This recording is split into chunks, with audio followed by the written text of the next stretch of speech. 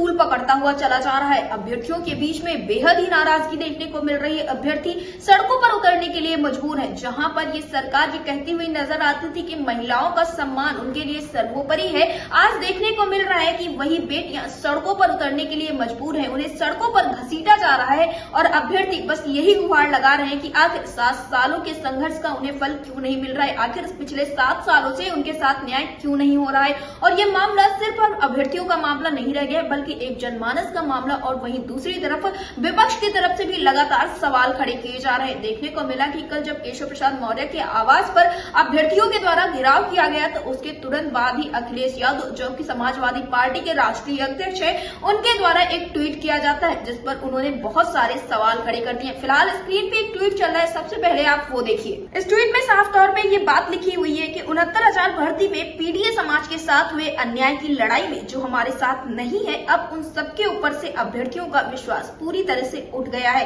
आंदोलित युवा शक्ति को अब इस संवेदनहीन और हृदयहीन भाजपा सरकार से कोई उम्मीद नहीं है, न उनसे जो मुख्य होकर भी मुख नहीं खोल रहे हैं, न उनसे जो उप हैं पर चुप हैं। भाजपा के एजेंडे में नौकरी ही नहीं है, भाजपा जाए तो नौकरी आए।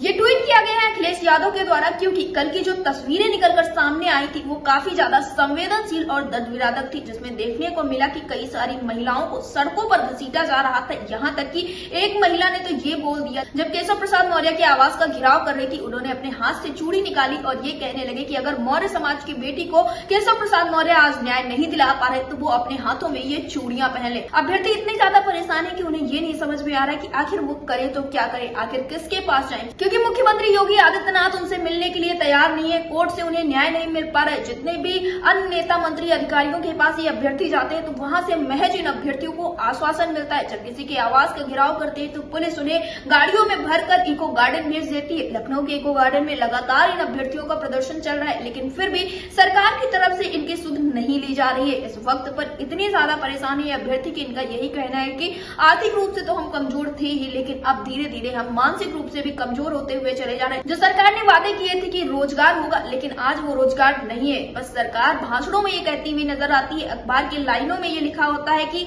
अब बस रोजगार में बढ़ोतरी हो रही है, लेकिन ऐसा कुछ भी नहीं है, क्योंकि धरातल पर स्थितियां बिल्कुल ही बिगड़ती हुई नजर आ रही है। महिलाएं काफी ज्यादा परेशान है। बेटी बचाओ बेटी पढ़ाओ जैसे अभियान जो सरकार की तरफ से चलाए जाते हैं, उन सारी चीजों पे जो 69,000 शिक्षक भर्ती के आरक्षित वर्ग के अभ्यर्थी हैं, इस पर एक बड़ा सवाल खड़े कर रहे हैं, क्योंकि लंबे समय से ये महिला अभ्यर्थी भी सरकार से गुहार लगा रही है और यही कहती हुई नजर आ रही है कि 7 सालों के संघर्ष का अब उन्हें फल दे दिया जाना चाहिए। लेकिन सरकार की तरफ से मिलता है तो इन अभ्यर्थियों को आश्वासन, या तो इन्हें गाड़ियों में भरकर लखनऊ के इको गार्डन में भेज दिया जाता है। बहुत सारे सवाल हैं और इन अभ्यर्थियों के पास इस वक्त पर कोई भी जवाब नहीं है। इनका यही कहना है कि आखिर सरकार हमारे साथ करना क्या चाह रही है, क्या हमें न्याय नहीं देना चाह रही है, और अगर सरकार ऐसा कुछ नहीं करना चाह रही है तो एक बार में उन्हें साफ साफ बता दे। इस तरह से कोर्ट में बार बार तारीखों से और अभ्यर्थियों को बार बार आश्वासन के झमेलों में न फंसा के रखे, क्योंकि अभ्यर्थी अब काफी ज्यादा परेशान हो चुके हैं। फिलहाल तो अभ्यर्थियों ने साफ तौर पर यह बात कह दी है कि जब तक इन्हें न्याय नहीं मिलेगा तब तक ये अभ्यर्थी ऐसे ही प्रदर्शन करते रहेंगे, आंदोलन करते रहेंगे, आवासों का घेराव करते रहेंगे।